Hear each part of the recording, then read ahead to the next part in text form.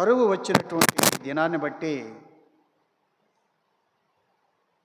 తన భార్యను 2 కుమారులను వెంటబెట్టుకొని మోయాబు దేశానికి ఎలీమెలెకు అనేటువంటి వాడు వెళ్ళాడు.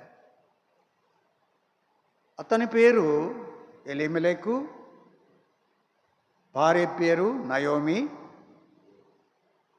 కుమారులిద్దరు మహ్లోను, కిలియోను. వీళ్ళు 4 మోయాబు దేశానికి వెళ్ళారు. మోయాబు దేశం అంటే శాపగ్రస్తమైన దేశం. అలాంటి మోయాబు దేశానికి వెళ్ళారు.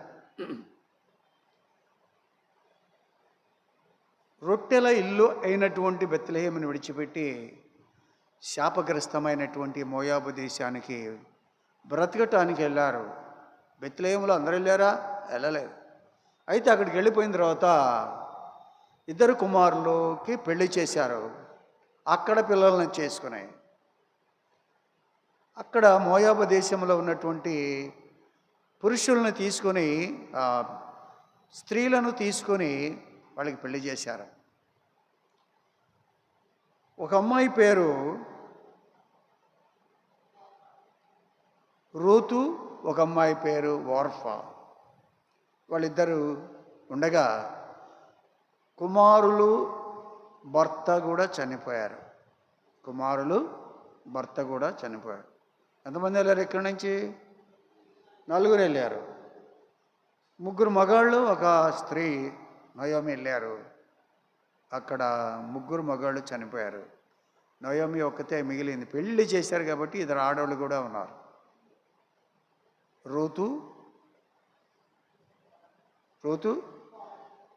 కోడలు, ఇంకో కోడలు ఓర్ఫా. ఇక బెత్లెహేములో ఆహారం ఉన్నదని తెలిసినప్పుడు నయోమి ఒక్కతే మళ్ళీ బెత్లెహేముకు రావడానికి ప్రయత్నం చేసింది. బెత్లెహేముకి వచ్చినప్పుడు ఓర్ఫా, రూతు ఇద్దరు కూడా మేము నీతో కూడా వస్తామని చెప్పినప్పుడు, అమ్మా నాకు ఇంకా పిల్లలు పుట్టరు, నేను పెళ్లి చేసుకోలేను, పిల్లలు పుట్టరు. ఒకవేళ పిల్లలు పుట్టిన వాళ్ళ వయసు మీ వయసు వేరుగా ఉంటుంది కాబట్టి అది అసంభవం. మీ దేశానికి మీరు వెళ్ళిపోండి, నా వెంట రావద్దు అని ఇద్దరిని కూడా చెప్తే ఓర్ఫా బోర్డర్ దాకా వచ్చి ముద్దు పెట్టుకొని వెళ్ళిపోయింది వెనక్కి. తర్వాత రూతు తను వెంబడించటానికి చూచింది. అప్పుడు రూతు అన్నటువంటి మాటలు ఏంటంటే, అందుకు రూతు, నా వెంబడి రావద్దని నన్ను విడిచిపెట్టమని నన్ను బతిమాలుకొనవద్దు. నువ్వు వెళ్ళి చోటుకే నేను వచ్చేదను, నేను నివసించు చోట నీవు నివసించు చోటనే నేను నివసించేదను. నీ జనమే నా జనము, నీ దేవుడే నా దేవుడు. నీవు మృతి పొందు చోటను నేను మృతి పొందేదను, అక్కడనే పాతిపెట్టబడేదను. మరణం తప్ప మరి ఏదైనాను నిన్ను నన్ను ప్రత్యేకించిన ఎడల యెహోవా నాకు ఎంత కీడైనను చేయనుగాక అంది. అనేసరికల్లా మనసు కరిగిపోయింది. ఎవరికి? నయోమికి. అందరూ వచ్చారు, నయోమి వచ్చింది అని అనేవారికల్లా వాళ్ళతో ఈవిడైన మాట ఏంటి? దేవుడు నాకు విరోధి ఆయను అంటుంది. దేవుడు నాకు విరోధి ఆయను. ఇంకో మాట ఏముంది?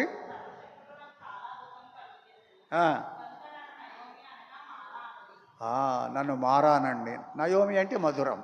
నయోమి అంటే అర్థం ఏంటి? మధురం. నన్ను మధురం అనకండి, మారానండి, చేదు అనండి అంది. నన్ను మధురం అనద్దు, చేదు అని పేరని పిలవండి. దేవుడు నాకెంతో అన్యాయం చేశాడు, దేవుడు నాకు విరోధి అయ్యాడు. నేను 4 వెళ్ళాం, ఒక్కదానే తిరిగి రావాల్సి వచ్చింది, మగవాళ్ళంతా అక్కడ చచ్చిపోయారు అని చెప్తా ఉంది. కాబట్టి ఇక్కడ ఏదైనా చేసేటప్పుడు మనం ఏం చేయాలంటే దేవుణ్ణి అడిగి చేయాలి. ప్రభా మోయాబుకి వెళ్ళమంటావా అని అడిగారా? అడగలేదు. వాళ్ళంతటా వాళ్ళే తీర్మానం చేసుకొని వెళ్ళిపోయినటువంటి వారుగా ఉన్నారు.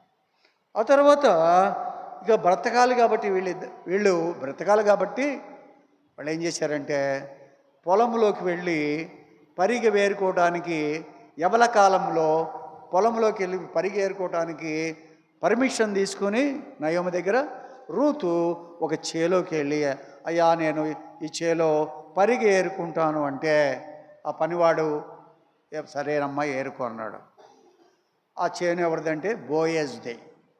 బోయజు నయోమికి సమీప బాంధవ్యం కలిగినటువంటి వాడు అయినప్పటికీ అక్కడికి వెళ్ళి అక్కడ ఏరుకుంటూ ఉంటుంది. ఆ విధంగా ఆయన వచ్చి, కుమారి ఈ పొలములోనే వేరుకో, వేరొక పొలములోకి వెళ్ళొద్దు, ఈ సంఘములోనే ఉండు, ఇంకొక సంఘమునకు వెళ్ళవద్దు, ఈ చేలోనే ఏరుకో అని చెప్పినటువంటి వాడుగా ఉన్నాడు. ఆమె అక్కడే పనివాళ్ళు చేదిన నీళ్లు త్రాగుతూ అక్కడే ఉండిపోయింది. అక్కడ ఉండిపోయిన తర్వాత ఏమైందంటే, యెహోవా నీవు చేసిన దానికి ప్రతిఫలం ఇచ్చును, ఇశ్రాయేలు దేవుడైన యెహోవా రెక్కల క్రింద సురక్షితముగా ఉండుటకు నీవు వచ్చితివి, ఆయన నీకు సంపూర్ణ బహుమానం ఇచ్చునని ఆమెకు ఉత్తరం ఇచ్చాను. కాబట్టి బోయాజు కూడా ఆమెను ఆశీర్వదించినటువంటి వాడుగా మనం చూస్తూ ఉన్నాం. ఇక్కడ మనం చూడొచ్చింది ఏంటంటే, చూడండి,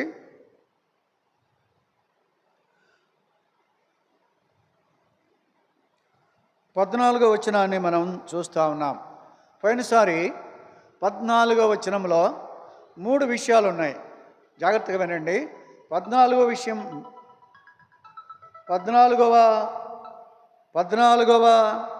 వచనంలో 3 విషయాలను చూసాం. ఆ 3 విషయాలలో ఒకటి చూసాం, భోజనము. అది చూసాం. బోయజు భోజన కాలమున నీవు ఇక్కడికి వచ్చి భోజనము చేసి, అంతవరకు చూసాం.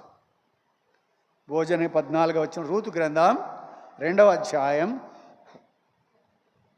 అదొకటి చూసాం. రెండవది, చిరకలో నీ ముక్క ముంచి తినుమని ఆమెతో చెప్పగా నేను కోయివారి యొద్ద ఆమె కూర్చుండెను. చిరకలో నీ ముక్క ముంచి తినుము ఆమెతో చెప్పాడు. మూడవది ఏంటంటే, అతడు ఆమెకు పేలాలు అందియగా ఆమె తిని తృప్తి పొందుకొని మిగిల్చెను. వీలైతే ఈ 2 చూడడానికి ప్రయత్నం చేద్దాం. ఏవి 2? ముక్కలో ముంచుకొని, చిరకలో ముంచుకొని తినమన్నాడు ఒకటి. రెండోది ఏంటి? పేలాలు అందియగా ఆమె తిని తృప్తి పొందుకొని మిగిల్చాను. ఈ 2 కూడా మనం ఇప్పుడు చూడటానికి ప్రయత్నం చేద్దాం. ఒకటైతే ఒకటే అవుతుంది, లేకపోతే 2 అవుతాయి. కానీ రండి చూద్దాం. ఇక్కడ చూస్తే చిరకలో నీ ముక్క ముంచి, చిరకలో నీ ముక్క ముంచి. చిరక అనేది ఒక ద్రాక్ష రసం లాంటిది అనుకోండి, లేకపోతే ఒక నీటితో ముంచుకొని దానిలో తినేటువంటిది అనుకోండి, సాంబార్ లాంటిది అనుకోండి, దానిలో ముంచి తినాలి. మరి ప్రభువుకి చేదు చిరక ఒకటి ఇచ్చాడు. ప్రయాణం నుంచి దాహం అవుతుంది అన్నాడు. ప్రభు ఏమన్నాడు? నాకు దాహం అవుతుంది అని ఎవరితో అడిగాడు? చంపటానికి చూసేవాళ్ళని అడిగాడు. దాహం అవుతుంది. ఎంత దాహం అంతా అయ్యింది ఆయనకి? ఎంత దాహం అయితే ఆయన శత్రువుల్ని అడుగుతాడు, శత్రువుల్ని అడుగుతున్నాడు దాహానికి ఇమ్మని. అడిగితే వాళ్ళు ఏం చేశారు? ఒక స్పాంజి తీసుకొని ఆ స్పాంజి ఆ చిరకలో ముంచి, ఏ చిరకది? చేదు కలిపిన చిరకలో ముంచి. చేదు లేని చిరకతో ముంచుతుంది ఈవిడ చేదు లేని చిరకలో ముంచుతుంది. ఆయన చేదు కలిగిన చిరక కర్రకి కట్టి, ఆయన ఎక్కడో పైన ఉన్నాడు కదా, ఒక కర్ర కట్టి ఆ కర్రకి స్పాంజి పెట్టి ఆ స్పాంజి ముంచి తాగమని చెప్పేసి పైకిస్తే ఆయన దాన్ని మెల్లిగా టచ్ చేసి తాగలేకపోయాడు. అది చేదు చిరక. నేను రాసిన పాటలో ఇది ఒక వచనం రాశా. బలమంత ఎండి నాలుక చిల పెంకై దాహంతో తప్పించి అల్లాడితివా. బలమంత ఎండి నాలుక చిలపెంకై దాహంతో తప్పించి అల్లాడితివా. నా పాపపు చేదంత రుచి చూచినావా. నేనేట్లు తీర్చే ఈ రుణమును. నా పాపపు చేదంత రుచి చూచినావా. నేనేట్లు తీర్చే ఈ రుణమును. కాబట్టి బలమంతా ఎండిపోయింది, దప్పికవుతుంది. నాలుక చిలపెంకులాగా దవడకి అంటుకుపోయింది. కాస్త మంచినీళ్ళు ఇవ్వండి అని అడిగితే చేదిచ్చారు. చేదైతే ఇంకా ఎక్కువ దాహం అయింది. చేదిస్తే ఏమైంది? ఇంకా ఎక్కువ దాహం అయింది. అలాంటి ప్రభువుకి చిరక ఇచ్చారు. ఆ చిరకలో చేదు కలిపి ఇచ్చారన్నమాట. ఎంత భయంకరమైనటువంటి ఆ వేదన ఆయన పడ్డాడో. తాగటానికి నీళ్లు దొరకనటువంటి పరిస్థితి ఎక్కడుంది? తాగటానికి నీళ్లు దొరకనటువంటి పరిస్థితి ఎలా ఉంది? ఎక్కడుంది? పాతాళములో ధనవంతుడికి ఒక్క చుక్క నీటి బొట్టు కూడా దొరకపోతే, తండ్రి అయిన అబ్రహామా, నీ కుడిపార్శ్వమున ఉన్నటువంటి లాజరును నా దగ్గర పంపితే లాజరు చిటికెన వేలుతో ఒక చుక్క నీరు నా నాల్క మీద వేస్తే ఈ దాహం చల్లారుతుంది అని చెప్పి ఒక్క చుక్కకి కరువు అయిపోయినటువంటి ధనవంతుడు, ఇక్కడ ధనవంతుడు అక్కడ పాతాళములో మిక్కిలి దరిద్రుడుగా మారినటువంటి వాడుగా ఉన్నాడు. ఒక చుక్క దొరకనటువంటి వాడు. అలాంటి పరిస్థితి. నాలుక ఎంత ఎండిపోతే అంత బాధపడ్డాడు. ఒక చుక్క. మన ప్రభు ఆ చుక్క కూడా దొరకలేదు. నీ పాపపు చేదంతా ఆయన భరించి సహించి ఉంచాడు. కీర్తనల గ్రంథంలో అంటాడు, కీర్తనల గ్రంథంలో మాట అంటాడు చూడండి.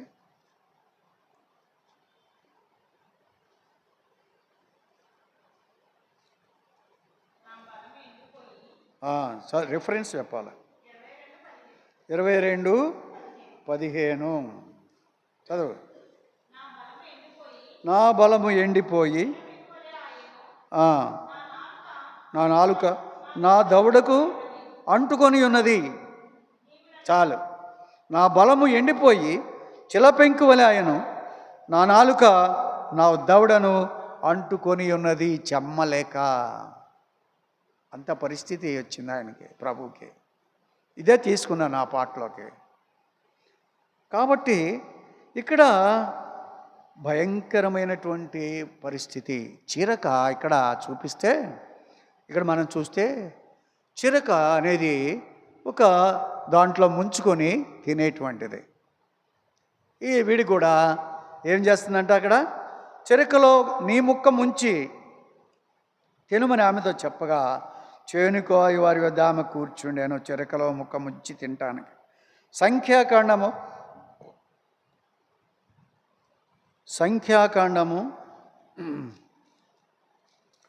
6 సంఖ్యాకాండము 6వ అధ్యాయము 3వ వచనం. ద్రాక్షారసపు చిరకనైనను మద్యపు చిరకనైనను త్రాగవలదు, ఏ ద్రాక్షారసమునైనను త్రాగవలదు. పచ్చివి కానీ ఎండివి కానీ ద్రాక్ష పండ్లను తినవలదు. అది ద్రాక్ష రసం కానీ చిరక కానీ తాగొద్దు. పచ్చివి కానీ ఎండువి కానీ ద్రాక్ష పళ్ళు తినొద్దు. ఎవరు? నాజీరు చేయబడిన వారు. నాజీరు చేయబడి మనం కాదు, నాజీరు చేయబడిన. నాజీరు ఎవరికి చేశారు? సంసోనికి నాజీరు చేయబడ్డాడు. కాబట్టి ఆయన పథ్యం చేయాలి. తల్లిదండ్రులు పథ్యం చేశారు, తల్లిదండ్రులు కూడా పథ్యం చేశారు ఆయన కడుపులో ఉన్నప్పుడు. ఈయనేమో పుట్టిన తర్వాత విచ్చలవిడిగా ఏమి లేకుండా తిరిగినటువంటి వాడిగా ఉన్నాడు. ఎవరో సంసోన్. తల్లిదండ్రులు పథ్యం చేశారు, ఇతను మాత్రం విచ్చలవిడిగా తిరిగిన వాడిగా ఉన్నాడు. నాజీరు తల వెంట్రుకలు కొరిగించుకోకూడదు. తినే విషయంలో, ఆకారం విషయంలో జాగ్రత్తగా ఉండవలసిన వారుగా. ఇప్పుడు నాజీరు చేయవలసినటువంటి వాళ్ళు కూడా ఏం చేయకూడదు? ద్రాక్షారసము చిరకనైనను మద్యపు చిరకనైన, అంటే ద్రాక్షారసంలో ముంచిన చిరక కానీ మద్యములో ముంచిన చిరక కానీ తినకూడదు. నాజీరు చేయబడినవాడు అలా ఉండాలి.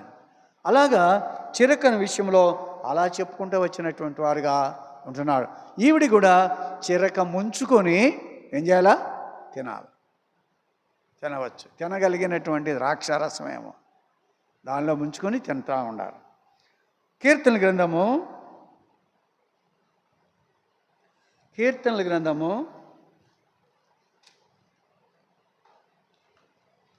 69:21. కీర్తనల గ్రంథం 69:21. వారు చేదును నాకు ఆహారముగా పెట్టిరి, నాకు దప్పి అయినప్పుడు చిరకను త్రాగనిచ్చిరి అంటున్నాడు. ఇది ఎవరు ప్రవచనం?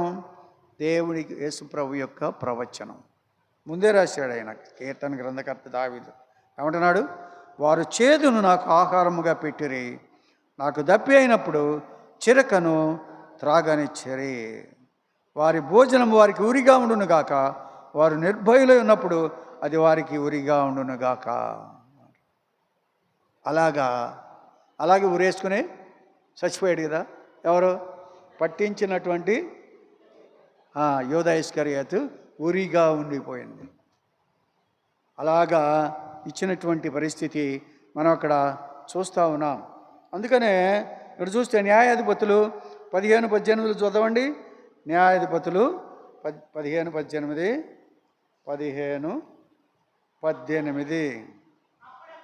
అప్పుడు అతడు మిక్కిలి దప్పికొనినందున యెహోవాకు మొరపెట్టి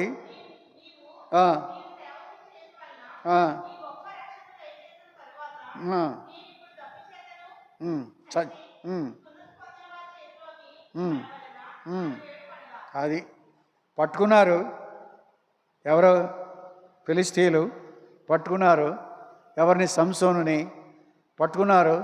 పట్టుకున్న తర్వాత కొట్టారు, అన్నీ చేశారు. మంచినీళ్ళు అయినాయి. మంచినీళ్ళు అయినప్పుడు ఓ మాట అంటున్నాడు. ఏమంటున్నాడు? అప్పుడు మిక్కిలి దప్పికొనినందున 18.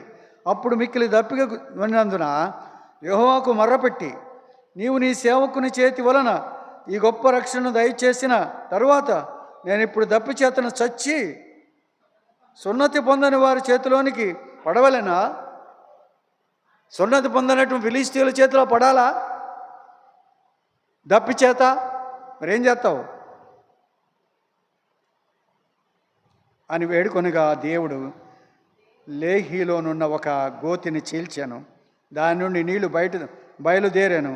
అతడు తాగిన తర్వాత ప్రాణము తెప్పరిల్లి బ్రతికాను. కాబట్టి దాని పేరు నేటి వరకు ఎన్హక్కోరే అనబడెను. ఇది లేహీలోనున్నది. కాబట్టి గోతిని చీల్చి అక్కడ మంచినీటిని ఇచ్చినటువంటి వాడిగా ఉంటున్నాడు. ఎవరికి? సంసోనికి మంచినీటిని ఇచ్చినటువంటి వాడుగా మనం అక్కడ చూస్తూ ఉన్నాం. కాబట్టి గోతిని చీల్చినటువంటి వాడుగా నీళ్లు, చిరక, ద్రాక్షారసము భోజనమైన తర్వాత, ముందు భోజనం అయింది, తర్వాత ఇప్పుడు ఏంటి? చిరకలో ముక్క ముంచుకొని తినే పరిస్థితి ఆవిడికి అక్కడ వచ్చింది. ఇంకో మాట చూద్దాం. యెషయా గ్రంథం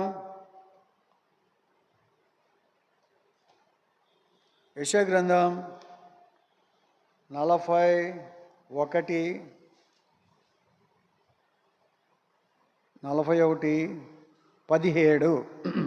యెషయా గ్రంథం 41:17. దీన దరిద్రులు నీళ్లు వెదకుచున్నారు, నీళ్లు దొరకక వారు నాలుగు దప్పి చేత ఎండిపోచున్నది. ఎవరిళ్ళు? దీన దరిద్రులు. దీనులు, దరిద్రులు. ఈ దీన దరిద్రులు నీళ్లు వెదకుచున్నారు, నీళ్లు దొరకక వారి నాలుక దప్పి చేత ఎండిపోవచ్చున్నది. అయితే ఏమైందంట? యెహోవాను నేను వారికి ఉత్తరం ఇచ్చేదను, ఇశ్రాయేలు దేవుడనైన నేను వారిని విడనాడను. జనులు చూచి యెహోవా హస్తము ఈ కార్యము చేశాను. 19. చెట్లు లేని మెట్టల మీద నేను నదులను పారజేయదును, లోయల మధ్యను ఊటలను ఉబ్బుకజేసేదను. అరణ్యమును నీటి మడుగుగాను, ఎండిన నేలను నీటి బొగ్గలుగాను చేస్తానన్నాడు. దీన దరిద్రులు బాధపడాల్సిన అవసరం లేదు.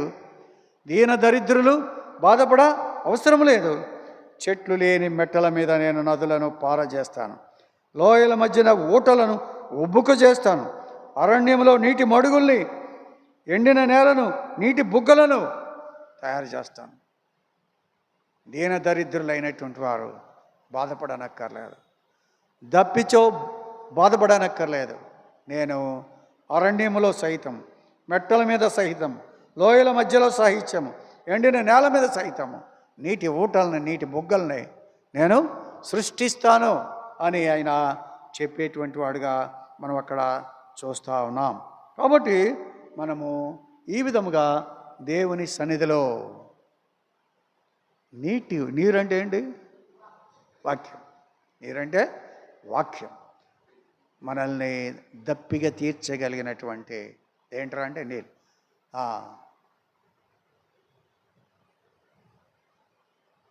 దుప్పి నీటి వాగుల కొరకు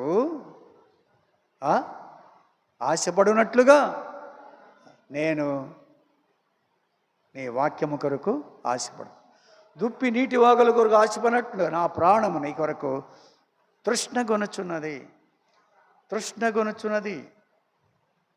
దుప్పి నీటి కోసం పరిగెత్తుంది, నేను నీ కోసం పరిగెత్తున్నాను. నువ్వు ఎక్కడ దొరుకుతావు? వాక్యంలో దొరుకుతావు.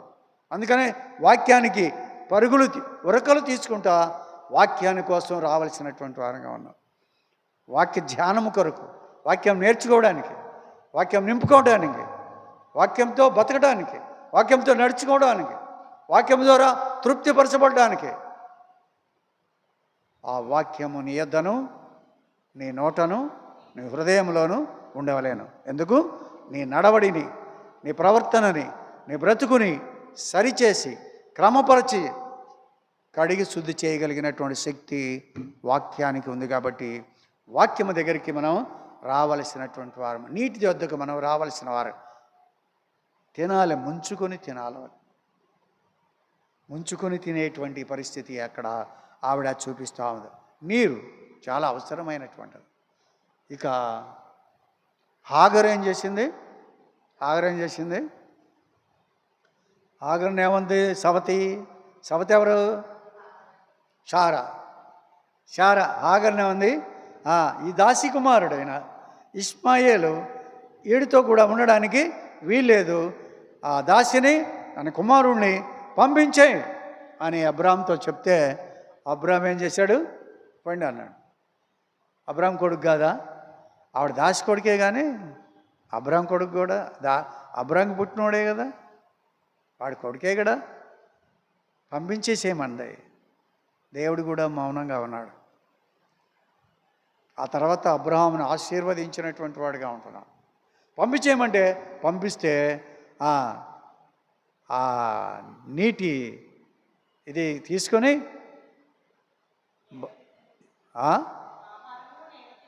నీట తిత్తిని తీసుకొని ఆహారమును నీటి తిత్తిని ఎడారిలోకి వెళితూ పోతూ ఉంటే మధ్యలో పిల్లవాడికి దాహం వేసి ఏడుస్తూ ఉంటే ఇటు చచ్చిపోతాడని చెప్పి వాడిని అక్కడ పడేసి దూరంగా వెళ్ళి అక్కడ ఏడుస్తూ ఉంది. పిల్లోడు మొరపెడుతున్నాడు, పిల్లోడు ఏడుస్తున్నాడు, ఆవిడే ఏడుస్తూ ఉంది. అయినా పిల్లవాని మొర ఆలకించి అంటాడు, కానీ ఆవిడ ఏడుపు కాదు. పిల్లవాడు ఎవరో? అబ్రహాం యొక్క కుమారుడు. అబ్రహాము ఆశీర్వాదం ఏంటి? నీవును నీ కుమారులను ఆశీర్వదింపబడతారు అని చెప్పాడు. కానీ ఆ కుమారుడు కాకపోయాడా? కుమారుడే ఆశీర్వదింపబడతాడు అన్నాడు. అప్పుడు వెంటనే అక్కడ చూడండి, చదవండి అది ఆదికాండము 21:14. ఆదికాండము 21:14.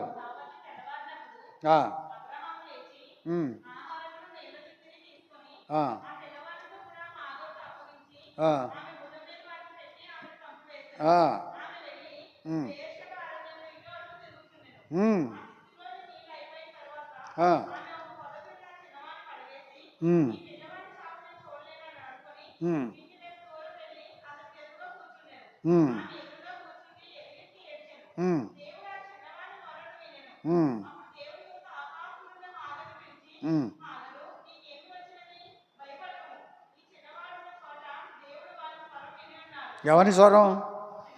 వాని స్వరము విని ఉన్నాడు.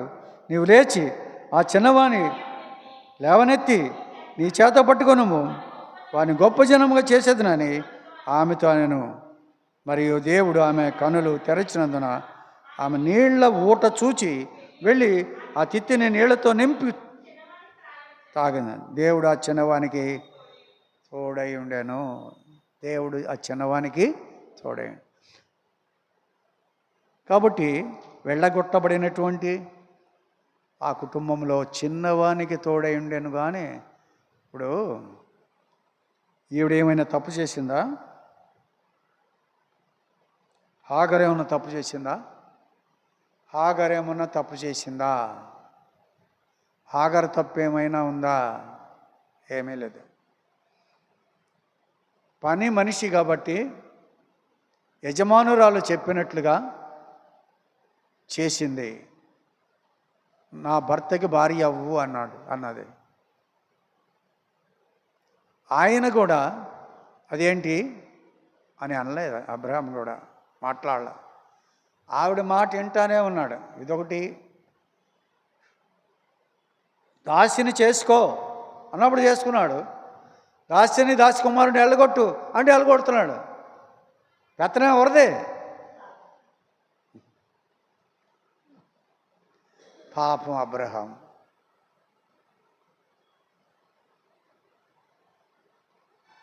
కాబట్టి ఆ విధముగా శారా వాళ్ళిద్దరిని ఎల్లగొట్టింది. కానీ దేవుడు మాత్రం విడిచిపెట్టలేదు. దేవుడు విడిచిపెట్టలేదు. ఎలుగెత్తి ఏడ్చినప్పుడు, సంసోను కూడా ఏడ్చినప్పుడు, మొరపెట్టినప్పుడు ఒక గోతిని చీల్చి ఆయనకి నీటి ఓటను ఇచ్చినటువంటి వాడిగా ఉన్నాడు. ఆయన బ్రతికున్నప్పుడు చంపిన వాళ్ళకంటే ఆయన చనిపోయేటప్పుడు చంపిన వాళ్ళు ఎక్కువగా ఉన్నారు. ఆ దేవాలయం కూలి అనేక మంది చనిపోయినట్లుగా మనం అక్కడ చూస్తూ ఉన్నాం. రండి, రెండో మాట కూడా చూసుకుందాం. ఇలా చూసుకుంటూ పోతే చాలా ఉంటాయి. కాబట్టి రెండో మాట రండి.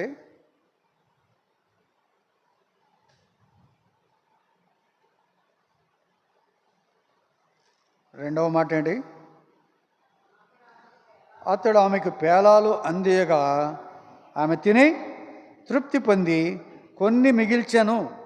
పేలాలు అంటే ఏంటి? పేలాలు అంటే ఏంటి?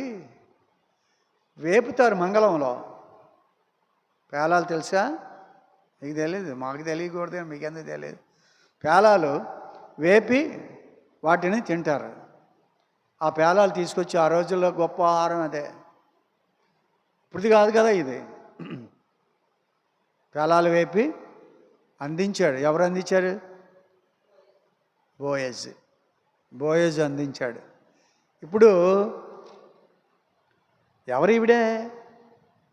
పరిగెరుకునేది, పనివాళ్ళ కంటే హీనమైనటువంటిది, పనివాడి కంటే హీనమైనది, బోయజ్ కంటే తక్కువైనది. ఇప్పుడు ఎక్కడ దాకా వచ్చేసింది? బోయజు చేతితో పేలాలు అందించేటువంటి పరిస్థితికి వచ్చినటువంటిదిగా ఉండదు. దేవుడు కూడా మనల్ని తన హస్తముతో మనల్ని ఆదరించేటువంటి వాడిగా ఉంటాడు. చెప్పానుగా మొట్టమొదటే బోయజు రూతు భార్యాభర్తలు, యేసు ప్రభు సంఘము భార్యాభర్తలు, సొలొమోను రాజు షూలెమ్మతి భార్యాభర్తలుగా పోల్చబడింది. ఆ విధముగా వీళ్ళు కూడా ఈ విధముగా భార్యాభర్తలుగా ఉంటూ భర్త చేతి నుండి, నాథుడు చేతి నుండి సృష్టికర్త అయిన వాడు నీకు భర్త అయి ఉన్నాడు అనేదాన్ని బట్టి ఆ విధముగా మనము ఇక్కడ ప్రభు యొక్క చేతిలో నుంచి వచ్చినటువంటి ఆశీర్వాదాన్ని తీసుకునేటువంటి వాళ్ళముగా ఉంటున్నాము అనేది మనం మర్చిపోకూడదు. కాబట్టి ఇలాగ అంటున్నాడు చూడండి, ఏమంటున్నాడు, మిగిల్చెను. పేలాలు ఏమైనాయి? తను తిన్న తర్వాత కొన్ని మిగిల్చాను. ఎవరి కోసం మిగిల్చాను? తన అత్త అయినటువంటి రూతు కోసమేమో. మళ్ళీ తీసుకుని వెళ్తే అత్తకి ఇవ్వాలనే. చాలామంది ఇక్కడ మేము పంచుతుంటే ఏదన్నా అందరు తింటారు, కొంతమంది పొట్లం కడతారు. ఇంటి దగ్గర ఎవరో ఉంటాడు, ఆ ఇంట్లో ఉన్న వాళ్ళకి తీసుకెళ్ళటానికి పొట్లాలు కడతా ఉంటారు. అలాగా చాలామంది చేసేవారుగా ఉంటారు. ఇక్కడ చూస్తే రండి, మత్తయి సువార్త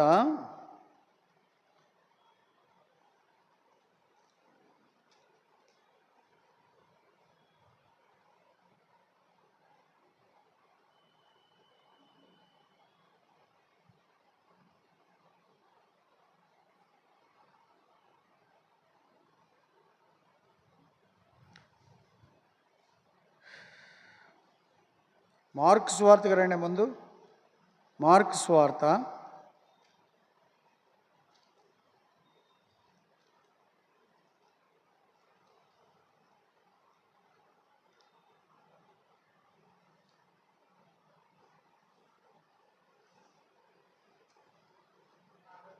6వ అధ్యాయము 38. అందుకైనా మీ వద్ద ఎన్ని రొట్టెలు ఉన్నవి చూడుడని వారితో చెప్పాను. వారు చూచి తెలుసుకొని 5 రొట్టెలు 2 చేపలు ఉన్నవని. అప్పుడు ఆయన పచ్చిక మీద అందరూ పంక్తులు పంక్తులుగా కూర్చుండవలనని వారికి ఆజ్ఞాపింపగా వారు 100 మంది చొప్పునను 50 మంది చొప్పునను పంక్తులు తీరి కూర్చుండిరి. అంతటా ఆయన 5 రొట్టెలు 2 చేపలు పట్టుకొని ఆకాశం వైపు కన్నులెత్తి ఆశీర్వదించి ఆ 2 రొట్టెలు విరిచి వారికి వడ్డించుటకు తన శిష్యులకు ఇచ్చి ఆ 2 చేపలు అందరినీ పంచిపెట్టాను. వారందరూ తిని తృప్తి పొందిన తర్వాత మిగిలిన చేపలు రొట్టె ముక్కలను 12 గంపెళ్ళు ఎత్తిరి. ఆ రొట్టెలు తినిన వారు 5,000 మంది. మిగిలిన ముక్కలు ఎన్ని ఉన్నాయి? 12,000 మందికి 12 గంపలు ఎత్తినటువంటి వారుగా ఉన్నారు. ఎంతమంది తింటే? 5,000 మంది తిన్న తర్వాత ఎన్ని? 2 చేపలు 5 రొట్టెలు. ఈ 5 రొట్టెలు 2 చేపలు ఏం చేశాడు? ఎక్కడ తయారైనవి? ఆ పిల్లవాడి యొక్క చిన్నవాడి యొక్క ఇంట్లో తల్లిదండ్రులు సిద్ధపరిచినవి.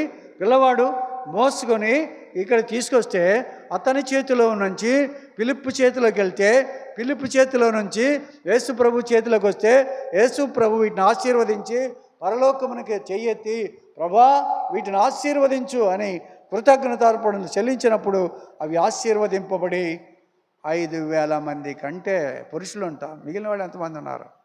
5,000 మంది తినగా 12 గంపల్లో మిగిలినటువంటి పరిస్థితి ఉంది. ఈవిడ పేలాలు మిగిల్చింది. కానీ ఇక్కడ యేసు ప్రభు వడ్డించినప్పుడు 5,000 మంది తిన్నారు. ఎన్ని అయింది? ఎన్ని గంపళ్ళు? 12 గంపళ్ళు మిగిలినట్టుగా అక్కడ మనం చూస్తూ ఉంటున్నాం. ఇప్పుడు రండి మత్తయి సువార్త 15వ అధ్యాయానికి రండి.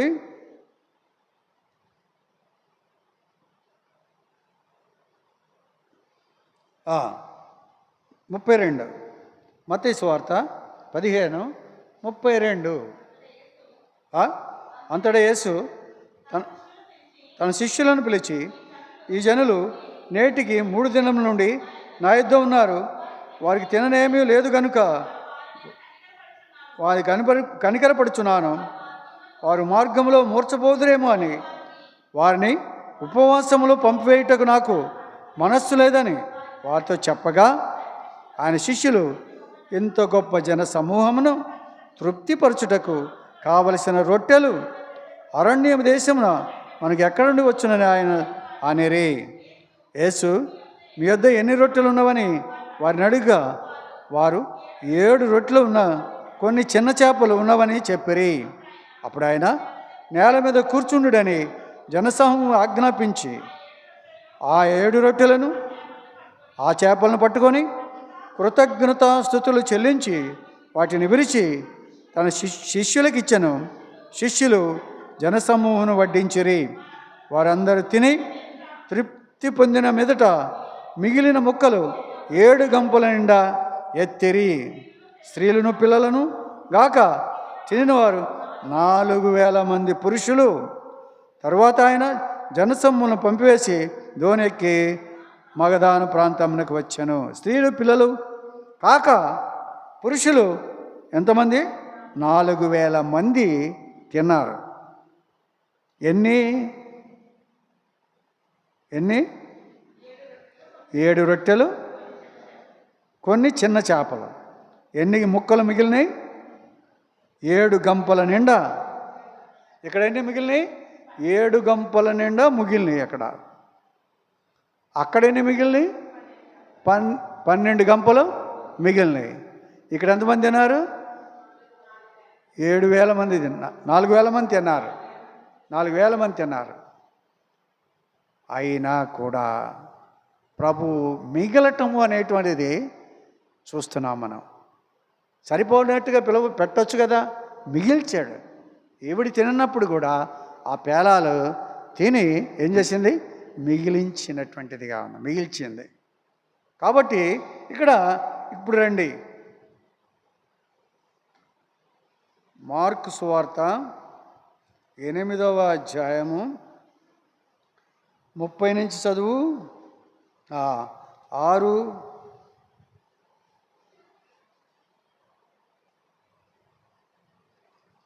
8వ అధ్యాయము 14 వచనం. వారు తినుటకు రొట్టెలు తెచ్చుటకు మరచిరి. దోణిలో వారి యొద్ద ఒక్క రొట్టె తప్ప మరేమీ లేకపోయాను. ఆయన చూచుకొనుడి, పరిసయ్యుల పిలిచిన పిండిని గూర్చిన హేరోదు పిలిచిన పిండిని గూర్చి జాగ్రత్త పడుని వారి హెచ్చరింపగా, వారు తమ యొద్ద రొట్టెలేవని తమలో తాము ఆలోచించుకొనిరి. యేసు అది ఎరిగి, మన యొద్ద రొట్టెలు లేవే అని మీరెందుకు ఆలోచించున్నారు? మీరు ఇంకను గ్రహింపలేదా? వివేచింపలేదా? మీరు కఠిన హృదయములు గలవారై ఉన్నారా? మీరు కన్నుల నుండి చూడరా, చెవుల నుండి వినరా, జ్ఞాపకం చేసుకొనరా? నేను 5,000 మందికి 5 రొట్టెలు విరిచి పంచిపెట్టినప్పుడు మీరు ముక్కలు ఎన్ని గంపల నిండా ఎత్తిరి అని వారిని అడిగాను. వారు 12 అని ఆయనతో చెప్పిరి. ఆ 4,000 మందికి 7 రొట్టెలు నేను విరిచి పంచిపెట్టినప్పుడు ముక్కలు ఎన్ని గంపల నిండా ఎత్తిరని ఆయన అడుగుగా వారు 7 అనిరి. అందుకైనా ఇంకను గ్రహింపుకున్నారా? నేను ఈ 2 విషయాలను కూడా యేసు ప్రభు వాళ్ళకి చెప్పి వాళ్ళని బుద్ధి చెప్పినటువంటి వాడుగా. ఇవన్నీ మర్చిపోయారా? మనం కూడా మర్చిపోతాం. అద్భుతాలు చేయించుకుంటాం, ఆశ్చర్యకార్యాలు చేయించుకుంటాం. మన బ్రతుకుల్లో అనేకమైనటువంటి అద్భుత కార్యాలు చేయబడతాయి, మర్చిపోతాం. ఏమిటి? 1,000 మంది, 5,000 మంది, 4,000 మంది తిన్నటువంటి పరిస్థితి ఉంది. 5 రొట్టెలు 2 చేపలు, 7 రొట్టెలు చిన్న చేపలు, ఇవన్నీ కూడా అద్భుతాలు చేస్తే వాటిని మర్చిపోయినటువంటి వారుగా ఉన్నారు. మర్చిపోయే స్వభావం కలిగిన వారు. ఎన్ని మిగిలినాయి అని చెప్పి అడుగుతున్నాడు ఆయన ప్రభు. కాబట్టి సమృద్ధి కలిగినటువంటి వారముగా దేవుడు అనుగ్రహించేటువంటి వాడుగా ఉంటాడు. పేలాలు అందించెను అని ఏమన్నాడు? పేలాలు ఏం చేశాడు? ఆమె చేతికి, ఈయన చేతిలో నుండి ఆమె చేతిలోకి పేలాలు వెళ్ళినాయి. ఆమె చెయ్యి శాపగ్రస్తమైనటువంటి ఆ మోయాబు దేశము నుండి వచ్చినటువంటిదిగా ఉంది. ఈయన చెయ్యి ఎలాంటి చేయంట? రక్షణార్థమైన దక్షిణ హస్త బలముతో నిన్ను ఆదుకుంటాను, నిన్ను ఆదుకుంటాను, బలమైన హస్తముతో. నేను చూడండి, ఆయన హస్తాన్ని గురించి 4 మాటలు చెప్పి ముగించేస్తాను.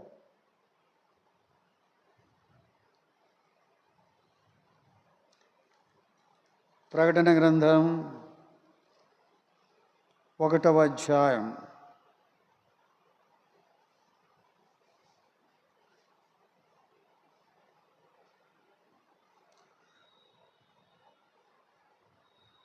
1:16. ప్రకటన గ్రంథం 1వ అధ్యాయం 16వ వచనం. ఆయన తన కుడి చేత 7 నక్షత్రం పట్టుకొని ఉండెను. ఆయన నోట నుండి 2 అంచెల వాడి అయిన ఖడ్గము ఒకటి బయలు వెడలుచుండెను. ఆయన ముఖము మహా తేజస్సుతో ప్రకాశించుచున్న సూర్యుని వలె ఉండెను. నేను ఆయన చూడగానే చచ్చిన వలె ఆయన పాదముల యొద్ద పడి తిని. ఆయన కుడి చేతిలో ఎన్ని నక్షత్రాలు ఉన్నాయి? 7 నక్షత్రాలు ఉన్నాయంట. ఒక నక్షత్రం ఎంత ఉంటుంది? ఒక నక్షత్రం ఎంత పెద్దది? చంద్రుడి కంటే భూమి పెద్దది, భూమి కంటే బృహస్పతి పెద్దది, బృహస్పతి కంటే సూర్యుడు పెద్దవాడు, సూర్యుడి కంటే నక్షత్రము పెద్దది. చంద్రుడు, భూమి, బృహస్పతి, సూర్యుడు, తర్వాత నక్షత్రం. స్వయం ప్రకాశం కలిగింది, స్వయంగా ప్రకాశిస్తుంది నక్షత్రం. అలాంటి నక్షత్రాలు ఒక చేతిలో 7 పట్టుకున్నాడంటే ఆ చెయ్యి ఎంత ఉండాలి? ఆ చేతిని గురించినటువంటి ఎలా వర్ణించగలం? ఆ చేతిని ఎలా వర్ణించగలం? అంత గొప్ప చేతితో పట్టుకొని ఉన్నటువంటి వాడు. 17 నేను ఆయనను చూడగానే చచ్చిన వారి వలె ఆయన పాదముల మీద పడి తిని, ఆయన తన కుడి చేతిని నా మీద ఉంచి, ఎలా అన్నాడు? చచ్చిన వాని వలె పడినప్పుడు ఆయన కుడి చేతిని నా మీద ఉంచి, అది చచ్చిన వాడిలాగా పడిపోతే ఆయన కుడి చేయి నా మీద ఉంచి నాతో ఇట్లను, భయపడకము, నేను మొదటివాడను కడపటివాడను జీవించువాడను, మృతుడనైతుని కానీ ఇదిగో యుగ యుగములో సజీవుడనై ఉన్నాను. మరణము మరియు మరణము యొక్కయు పాతాళ లోకం యొక్కయు తాళపు చెవులు నా స్వాధీనములో ఉన్నది. 19 కాగా నువ్వు చూచిన వాటిని, ఉన్న వాటిని, వీటి వెంట గలుగబో వాటిని, అనగా నా కుడి చేతిలో నీవు చూచిన 7 నక్షత్రము గూర్చిన మర్మమును, 7 సువర్ణ దీపస్తంభముల సంగతి వ్రాయం. ఆ 7 నక్షత్రములు 7 సంఘములకు దూతలు, ఆ 7 దీపస్తంభములు 7 సంఘములు అని చెప్పాడు. నక్షత్రాలంటే ఏమిటో, దీపాలంటే ఏంటో చెప్పాడు. కాబట్టి ఇక్కడ కుడి చేయి యొక్క గొప్పతనం, ఆయన దక్షిణాస్తముతో మనల్ని ఆశీర్వదించేవాడిగా ఉన్నాడు. చచ్చినట్లుగా పడి ఉన్నవాడిని చేతి మీద ఉంచిలే అన్నాడు, బ్రతుకమన్నాడు. అంత గొప్ప చేతిని మన మీద ఉంచుతున్నాడు. బోయజ్ కూడా తన చేతితో పేలాలు అందించినటువంటి వాడుగా ఉన్నాడు. ఎవరికి? రూతుకి జ్ఞాపకం చేసుకోండి. అదే ఇక యెజ్రా గ్రంథం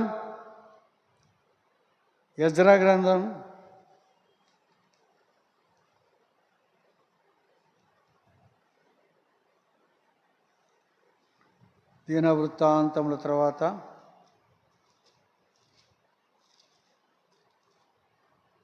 యెజ్రా గ్రంథం 8వ అధ్యాయం 18. మా దేవుని కరుణ హస్తం ఏంటంట? ఇక్కడ హస్తం పేరేంటి? కరుణాహస్తం, కరుణ కలిగిన హస్తము. మా దేవుని కరుణాహస్తము మాకు తోడుగా ఉన్నందున వారు ప్రజ్ఞావంతుడైన ఒకనిని, షేరేబ్యాను అతని కుమారులను సహోదరులను 18 మందిని తోడుకొని వచ్చిరి. ప్రజ్ఞావంతుడైనట్టు దేవుని కరుణాహస్తము మాకు తోడుగా ఉండాలి. దేవునికి హస్తం పేరేంటి? కరుణ కలిగిన హస్తం. కరుణ కలిగిన హస్తము, కరుణ చూపించే హస్తము.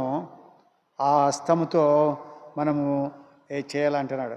ఇక్కడ చూడండి 22 వచనం. మేలు కలుగజేయుటకై ఆయనను ఆశ్రయించు వారికి అందరికీ మా దేవుని హస్తము తోడుగా ఉండును కానీ ఆయన హస్తమును, ఆయన ఉగ్రతయు ఆయన విసర్జించు వారందరి మీదను వచ్చుచున్నవి. మేలు చేసేటువంటి వారికి ఆయన హస్తము తోడుగా ఉంటుంది. కీడు చేసేటువంటి వారికి ఆయన హస్తము ఉగ్రత హస్తము, కోపముతో ఉంటుంది అన్నాడు. దీనులను అక్కడ అంటే 1 పేతురు 5వ అధ్యాయంలో అంటాడు. చూడండి చదువు. విన్నలారా, ఎదుటిని వాని ఎడల దీన మనస్సు అని వస్త్రము ధరించుకొనుడి, అలంకరించుకొనుడి. దేవుడు అహంకారులను ఎదిరించి దీనులకు కృప చూపించును. అహంకారులంటే అహంకారముతోటి ఉండేటువంటి జీవితము కలిగినటువంటి వారిని ఎదిరిస్తాడు దేవుడు, దీనులకు కృప చూపిస్తాడు. దేవుడు తగిన సమయమునందు మిమ్మల్ని హెచ్చించినట్లు ఆయన బలిష్టమైన చేతి క్రింద దీన మనస్కులయుండు. ఆయన బలిష్టమైన చేతి, ఇక్కడ ఏమన్నాడు? చెయ్యి. ఎలాంటి చేయి? బలిష్టమైన చేయి. అహంకారులను అణిచివేయడానికి, దీనులను పైకెత్తడానికి దయగలిగినటువంటి కరుణాహస్తము ఆయనకి ఉంది. ఆయన హస్తము కింద ఆశీర్వదింపబడేటువంటి వారంగా ఉన్నాం. ఆ పేలాలు ఆయన చేతితో అందించినటువంటిదిగా ఆవిడ మనం చూస్తూ ఉంటున్నాం. 31వ వచనం ఇక్కడే. మేము మొదటి నెల 12వ దినమందు యెరూషలేమునకు వచ్చుటకై అహవా నది నుండి బయలుదేరగా మా దేవుని హస్తం మాకు తోడుగా నుండి శత్రువుల చేతిలో నుండి, మార్గమందు పొంచి ఉన్న వారి చేతిలో నుండి మమ్మను తప్పించినందున, మాకు దేవుని హస్తము తోడుగా ఉండి శత్రువుల నుండి, మా కొరకు పొంచి ఉన్నటువంటి వారి నుండి ఆయన మమ్మలను తప్పించినటువంటి వాడుగా ఉంది. ఆపదలో నుంచి, కష్టంలో నుంచి, ప్రమాదంలో నుంచి తప్పించగలిగిన దేవుని హస్తము కలిగినటువంటి వాడుగా మనం ఆయన్ని చూడగలుగుతూ ఉంటున్నాం. రండి, యెషయా గ్రంథం 41. యెషయా గ్రంథం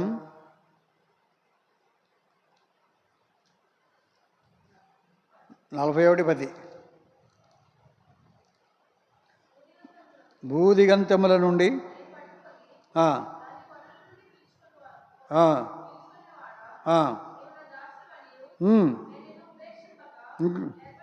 ఏర్పరచుకొనిటి నన్ను నేను నీతో చెప్పుచున్నాను, నీ తోడై ఉన్నాను, భయపడకము, నేను దేవుడినై ఉన్నాను, దిగులు పడకము, నేను నిన్ను బలపరచును, నీకు సహాయం చేయవడం నేనే, నీతి అను నా దక్షిణ హస్తముతో నేను ఆదుకొందును. అది ఇక్కడ ఏమి హస్తము? నీతి అనేటువంటి దక్షిణ హస్తము. ఇందాక కరుణాహస్తము, ఇందాక తర్వాత బలిష్టమైన చెయ్యి. బలిష్టమైన చెయ్యి, కరుణాహస్తము, నీతి అను దక్షిణ హస్తముతో నిన్ను ఆదుకుంటాను అంటున్నాడు. ఆ విధముగా దేవుడు మరి బోయజు ఆ రూతును తన చేయి చాపి పేలాలు ఇచ్చి ఆమెను ఆదరించినటువంటి వాడుగా మనం అక్కడ చూడగలుగుతాం. నిర్గమాకాండం 3:20. నిర్గమాకాండము 3:20. ఉమ్, ఉమ్, ఉమ్, ఉమ్, ఉమ్, ఉమ్, ఉమ్. కానీ నేను నా చెయ్యి చాపి ఐగుప్తు మధ్యమున నేను చేయదలచిన ఉన్న నా అద్భుతములంటిని చూపి దానిని పాడు చేసేదను. అటు తర్వాత అతడు మమ్మను పంపివేయను. దేవుడు చెయ్యి చాచి గొప్ప కార్యములు 10 తెగుళ్ళు తీసుకొచ్చాడు. ఆ తర్వాత వారందరినీ కూడా బయటికి రప్పించి సముద్రాన్ని 2 పాయలుగా చేసి సముద్రంలో వాళ్ళు మునిగేటట్లుగా, సముద్రంలో వీళ్ళు తప్పించుకునేటట్లుగా ఒక దెబ్బతో 2 కార్యములు చేసినటువంటి వాడుగా ఉండి ఆ జనాన్ని తన చేయి చాపి అద్భుత కార్యములు, ఆశ్చర్య కార్యములు చేసిన దేవుడిగా ఆయన్ని మనం చూస్తూ ఉన్నాం. కాబట్టి ఆయన దగ్గర ప్రభువు చేసినటువంటి కార్యములు ఎంతో గొప్పవిగా మనం చూస్తూ ఉంటున్నాం. యెషయా గ్రంథం ఒక్క మాట చూసుకుని ఆపేస్తాను. యెషయా గ్రంథం 49:15. 49:15. స్త్రీ తన గర్భమున పుట్టిన బిడ్డను కరుణింపకుండా తన చంటి పిల్లను మరచున వారైనను మరచుదురు కానీ నేను నిన్ను మరువను. చూడుము, నా అరచేతుల మీదనే నిన్ను చెక్కి ఉన్నాను. ఎక్కడ చెక్కున్నాడంట? నా అరచేతుల మీద నిన్ను చెక్కుకొని ఉంటాను. నా అరచేతుల మీద నిన్ను చెక్కుకున్నాను. నీ కొరకు నేను అరచేతులు చాపి ఉన్నాను. నా అరచేతులలో మేకులు, శీలలు కొట్టించుకున్నాను. నీకోసరమే నా చేతులలో నిన్ను చెక్కుకున్నాను. అదొక అర్థం, ఇదొక అర్థం. నా అరచేతుల మీద నిన్ను చిక్కుకున్నానంటే భద్రత చూపిస్తున్నాడు. నా అరచేతులతో మేకులు కొట్టించుకున్నానంటే మన రక్షణని చూపిస్తూ ఉంది. ఆ విధముగా ప్రభు మన కొరకు ఎంతగానో చేశాడు. బోయజు కూడా స్త్రీగా ఉన్నటువంటి, భార్యగా ఉన్నటువంటి సంఘానికి చూపిస్తూ ఉన్నటువంటిది. రూతు సంఘమైతే బోయజు యేసు ప్రభుకి, బోయజు వరుసలోనే యేసు ప్రభు పుట్టాడు. బోయజు వరుసలోనే యేసు ప్రభు కూడా పుట్టినటువంటి వాడుగా ఉన్నాడు. కాబట్టి ఆ విధముగా మనము 2 విషయాలు చూసాము. ఒకటి ఏంటి? ఈ చిరక ముక్కలో ముంచుకొని తినము అని చెప్పాడు. రెండో మాట, పేలాలు అందించగా తిని కొన్ని మిగిల్చినటువంటిదిగా అక్కడ మనం చూస్తూ ఉంటున్నాం. ప్రార్థన చేసుకుందాం.